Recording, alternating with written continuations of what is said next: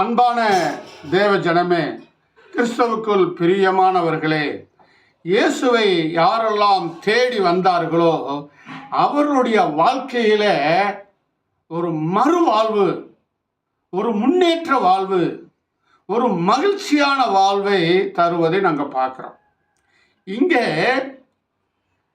அவருடைய கிருபையினால ஏசாயா 3 அங்க சொல்லப்பட்டிருக்குது. என்ன சொல்லப்பட்டிருக்குது?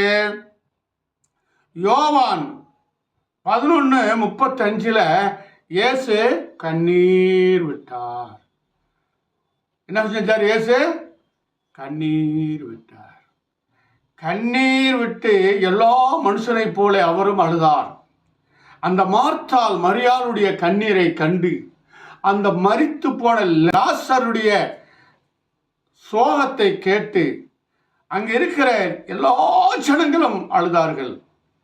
அந்த அழுகையை பார்த்து இயேசுவும் அடக்க முடியாமல் கண்ணீர் விட்டார் என்று நம்ம வேதத்தில் வாசிக்கிறோம். யோவான் 11:35 இயேசு கண்ணீர் விட்டார் என்று நம்ம வாசிக்கிறோம்.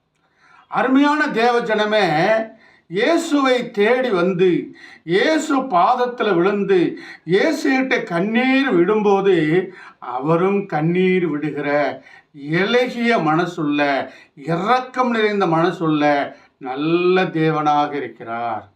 அல்லேலூயா, அல்லேலூயா.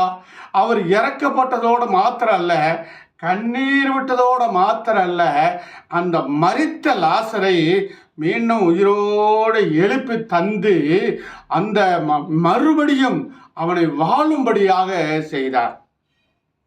இது சாதாரண மனுஷன் செய்யறதல்ல, இது மந்திரத்தினால நடக்கிறதல்ல, தேவனுடைய கிருபையாலே அது நடக்கும். ஆகவே அவரை தேடி வந்த அந்த மார்த்தாளுக்கும் அந்த மரியாளுக்கும் கண்ணீர் துடைத்தது மாத்திரம் அல்ல, அவருடைய அந்த லாசரை எழுப்பி தந்தது மாத்திரம் அல்ல, அவனுக்கு ஒரு மறுவாழ்வையும் கொடுத்தார் என்று பார்க்கிறோம்.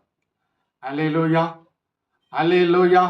அருமையான தேவ ஜனமே, இதை கேட்டுக்கொண்டிருக்கிற தேவ ஜனங்கள் எல்லாம் நீங்களும் ஆண்டவரை தேடி போகும்போது, ஆண்டவரை பின்பற்றும் போது, அவருடைய வார்த்தைக்கு கீழ்ப்படியும் போது, வேத வசனத்தில் நடக்கும் போது உங்களை கீழாக்காமல் மேலாக்குவார், வாளாக்காமல் தலையாக்குவார்.